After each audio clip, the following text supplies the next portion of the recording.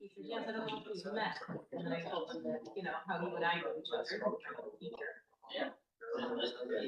Huh? I had done. But I said, how funny, now you're here tonight. I noticed him that there would be counselor. We have a couple, nothing crazy.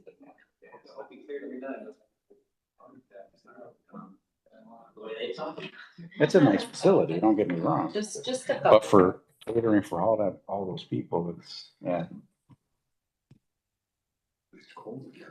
I'm comfortable. All right.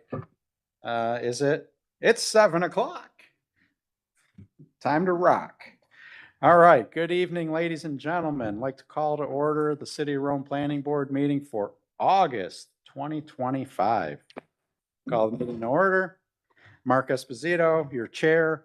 Vice Chair Joe Calandra is not here this evening. And Eric Gonzalez, board member Eric Gonzalez is out of town. And Mark Esposito, the chair. We have Brittany Fumarola, David Smith, board members here. That makes a quorum for us. We have Danielle Salisbury from Community and Economic Development, all the way to my left, your right. She's managing IT and kind of good things for us. We're broadcasting live on YouTube. So you can tell all your friends and relatives, the City of Rome Planning Board's live stream on YouTube. Woo!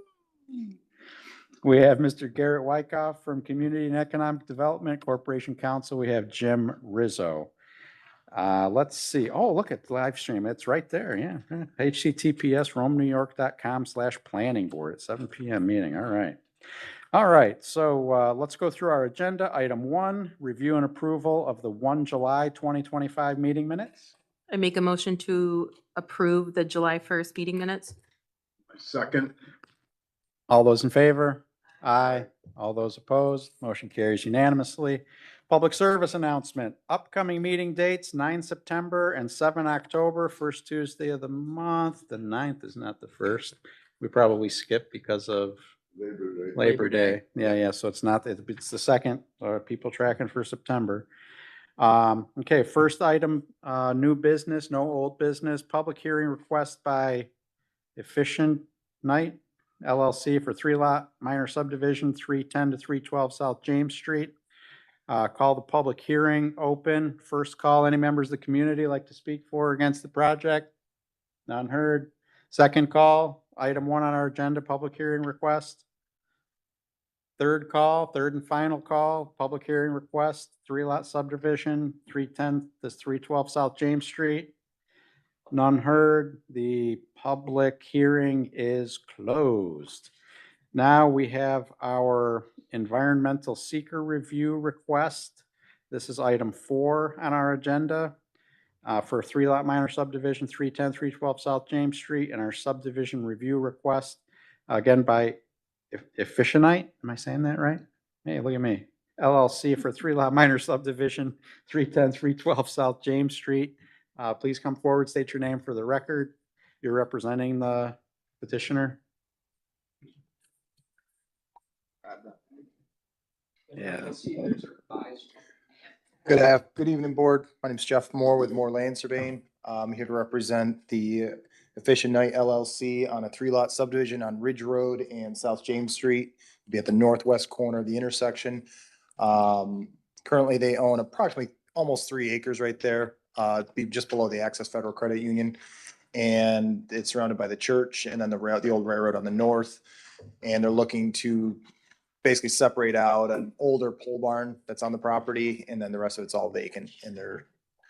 So lot 1 would have,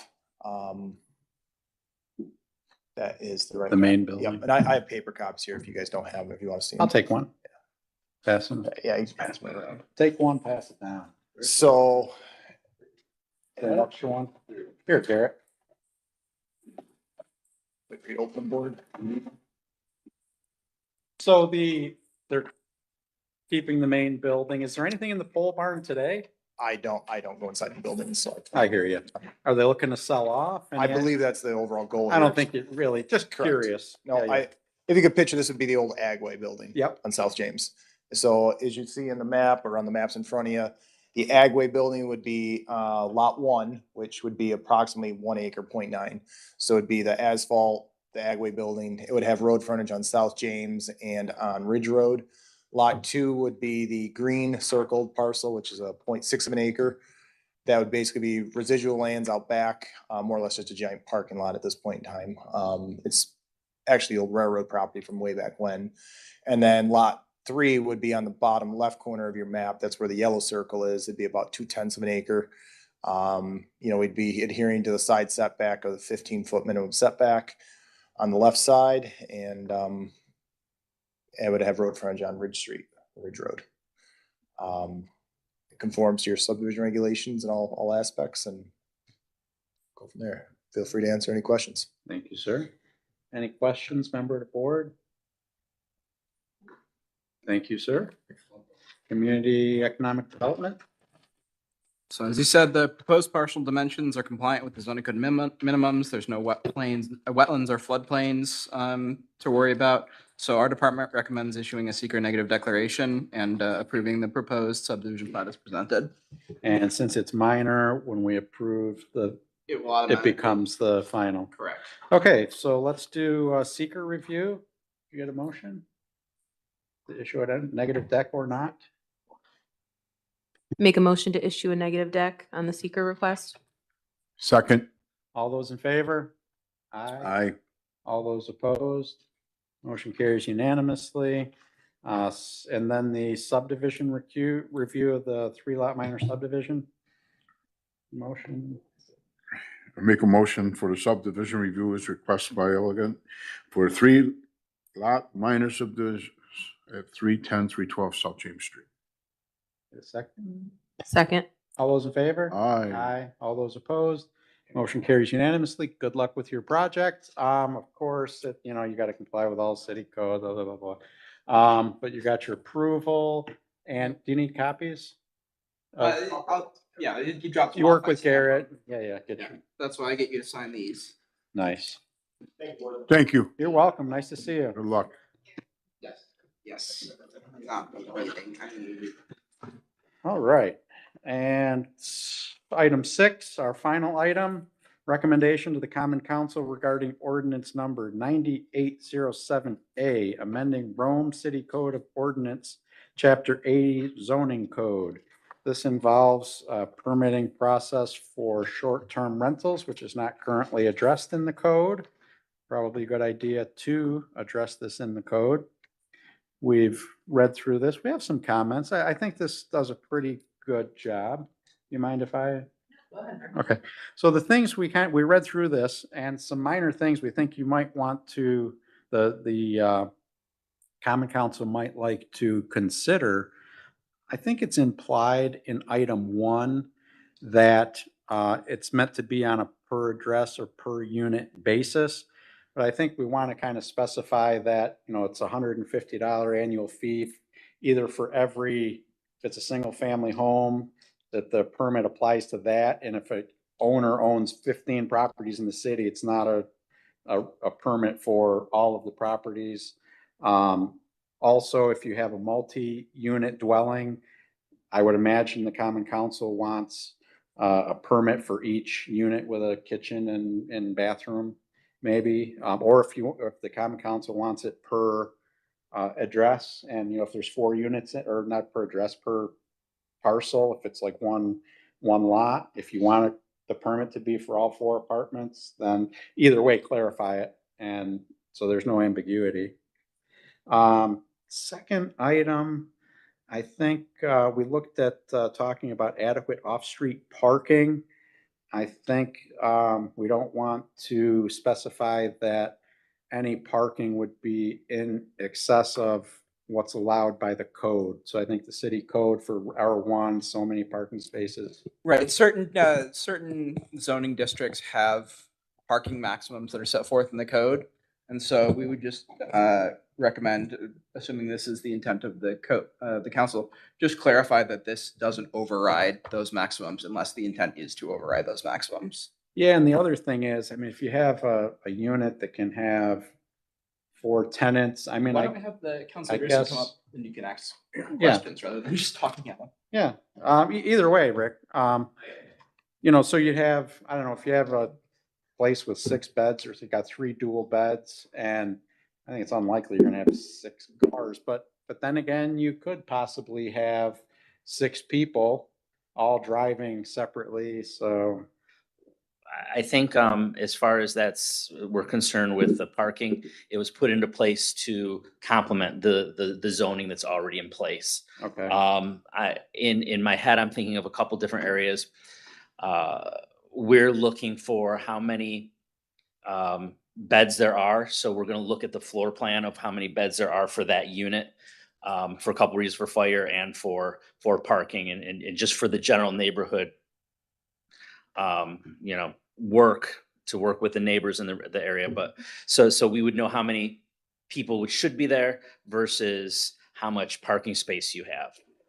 would it make sense to, I'm just kind of spitballing here, maybe put the onus on the landowner or their agent to advertise that there are 2 or 3 X number of off-street parking spaces, and that's the maximum that when they advertise it, you got parking for 2 vehicles, you're not allowed to have more than that. I mean, I would defer to corporation counsel on. I don't know how that Do you- language, I don't know what the language looks like in an Yeah, I don't know how Airbnb that language- contract. but I think you could, as part of the permitting process, say, you know, we don't want someone renting out an Airbnb and having a party and having 30, 50 cars show up, right? So if they have language in their Airbnb advertisement says, this parcel has 2 off-street parking, and that's what you're limited to, you can't have, you know, 50 cars come, 30, 20, 10. I think the intent was to not stymie any people from doing what they want with their property. But on the other hand, if people want to come over, we don't want to say you can't come over and have people park on the road. It's just they can't overnight park or have like 18 cars there for 3 straight days. Yeah, So- right. So the intent there was to make it work with the neighborhood without limiting what that property can do for you know, people that will want to live there. And certainly, I think no owner that's renting their place through Airbnb wants someone having a party and damaging their property. I think our comment was more just that clarification so that, you know, we've got parking maximum of the code. Someone can't just go and say, well, oh, I'll spend $150, get a short-term rental permit. Now I get to ignore the parking maximum because I can just say, well, I have a short-term rental permit, therefore I can have as much parking as I think I need. Yeah.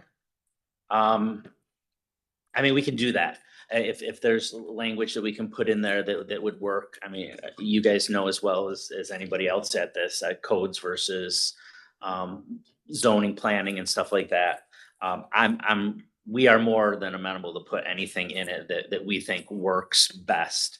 I'm just trying to make it work for the most people Yeah. without overreaching. Yeah. So that's the goal. So yeah, that would work. And I do think, I'll certainly discuss this with Gerard Feeney as well. We did have a brief discussion on it, because I mentioned how Garrett had a question about the parking.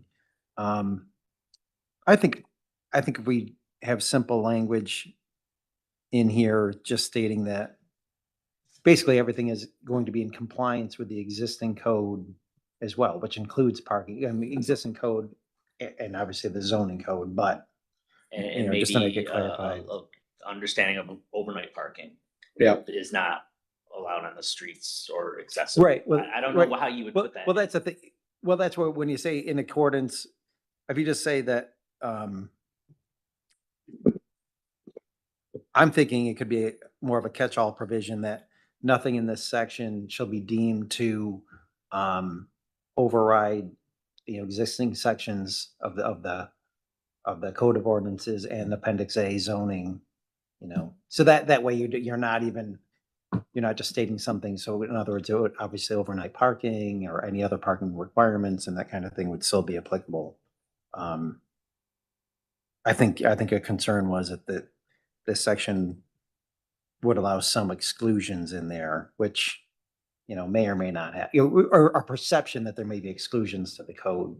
the Well, we existing can code. definitely add that. That's if you guys can. So I come think together with something that we could can- even be just like one sentence, just saying, to that effect. Yeah. It's better in there than not in there. Yeah. That's what I was thinking. I think Main- that, oh, I'm sorry. I was gonna say, the main thing is just to avoid incentivizing people to start paving yards and things along those lines, being like, well, I gotta get the maximum Right. parking I could possibly need. At that point, they would have to go for zoning to get the Right. Yeah. square footage and stuff. And the other thing is in item 2E, or the third and final thing that we kind of thought of. The host shall be responsible for ensuring that tenants comply with city code, all city code rules and regulations. And then maybe, including but not limited to garbage, recycling, winter parking, public nuisance. I don't think you want to leave an opportunity. Item F kind of comes back and alludes to the fact that you mean all, kind of all city codes and everything, but I think stating it there might be a good idea too. Somebody goes, oh, that's all I have to worry about is garbage, recycling, winter parking and public nuisance and noise. Like, no, you gotta worry about that your tenants are complying with all of the city code, not just those.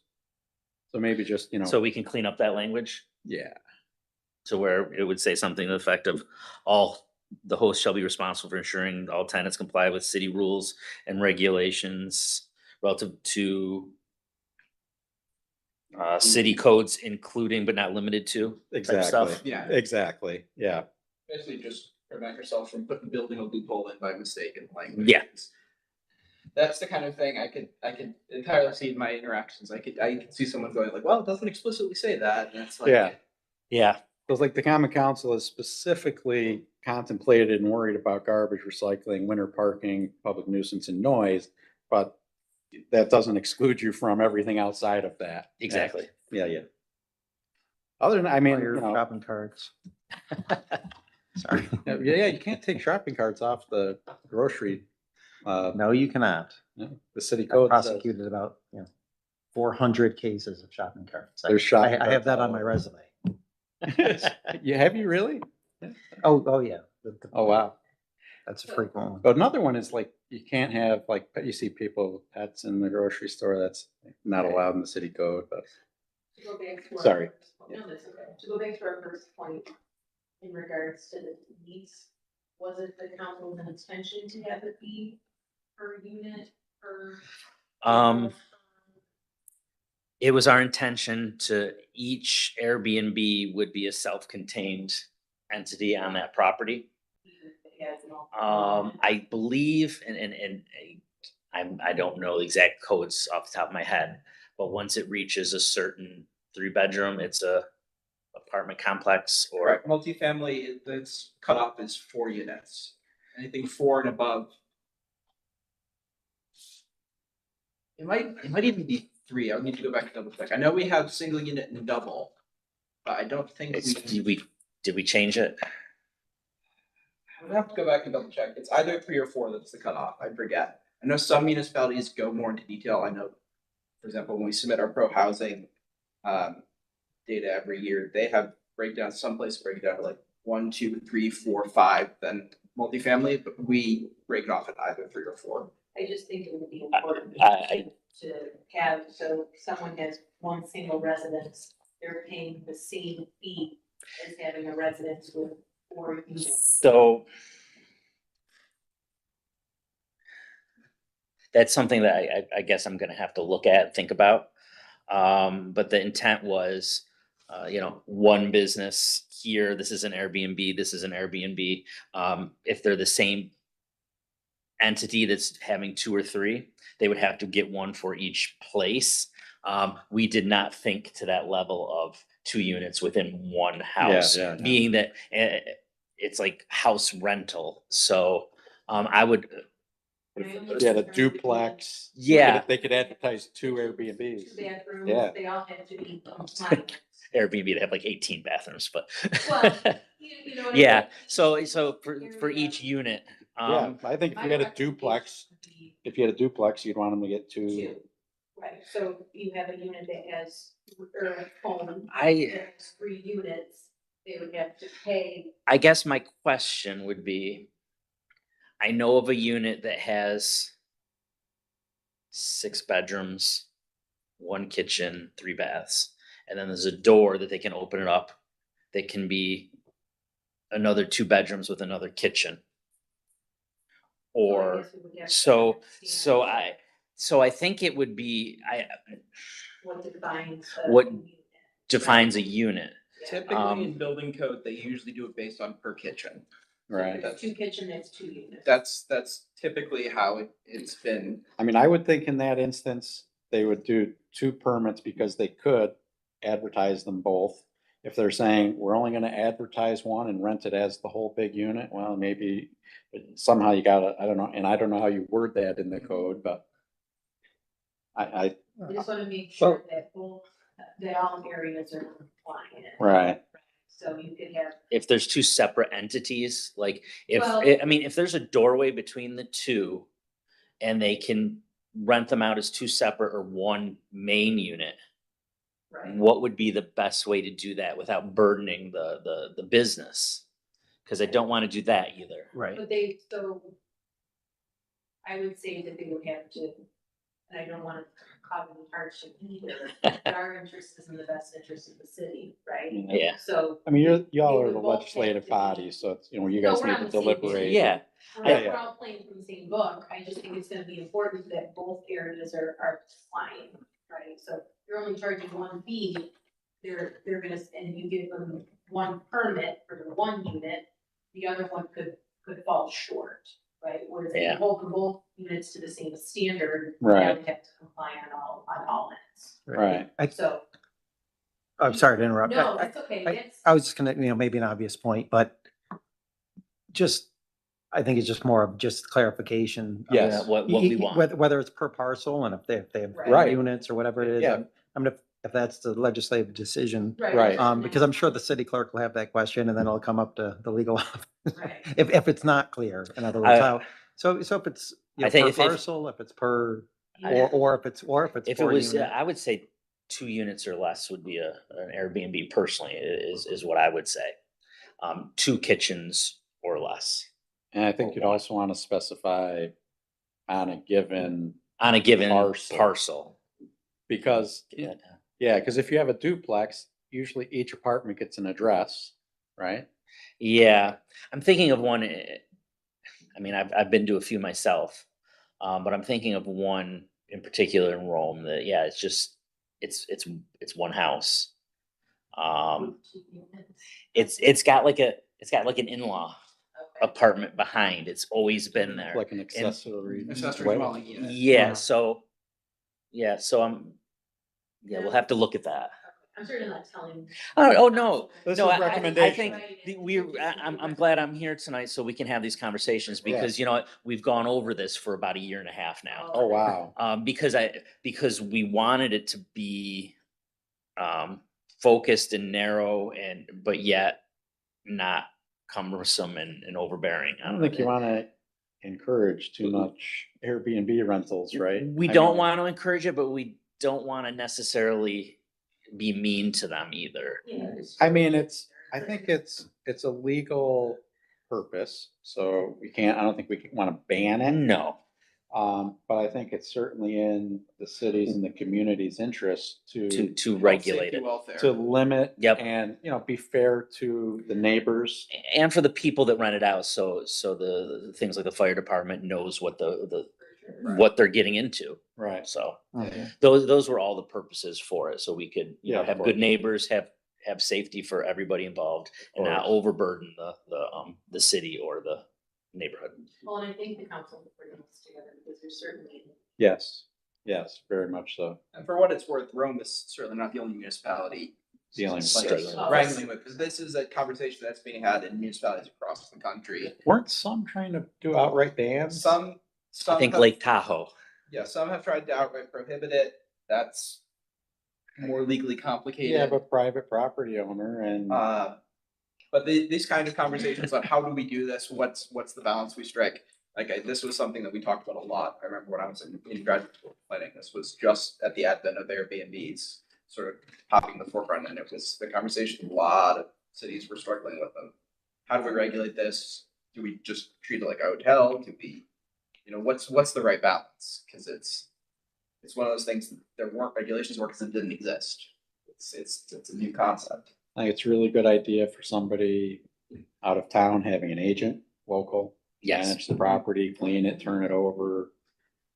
Yeah, that's, so, all right. Rick, thank you very much. I think we're good. Thank you. So we basically have those three things and then you guys kind of do your thing and that's our recommendation and yeah, appreciate it. Got it. Yeah. Yeah, so For the I'll most put them part. on the record decision and I'll No, send we- a copy to you. Okay, I know the laws and rules says meeting Monday. I'll have it to you tomorrow. Okay, and if you guys wanna show up. Council or somewhere here in the city also. Okay. Okay. So I think we need a motion to recommend. Correct. With our, yeah, our recommendation to the Approval city with is. modifications. Yep. Yep, approval, can we get a motion? I make a motion to approve with the recommendations, excuse me, as outlined by the planning board. I second it. All those in favor? Aye. All those opposed? Motion carries unanimously. Our favorite motion to adjourn? I make a motion to adjourn. I second it. All those in favor? Aye. All those opposed? Motion carries unanimously. We are adjourned. Happy August.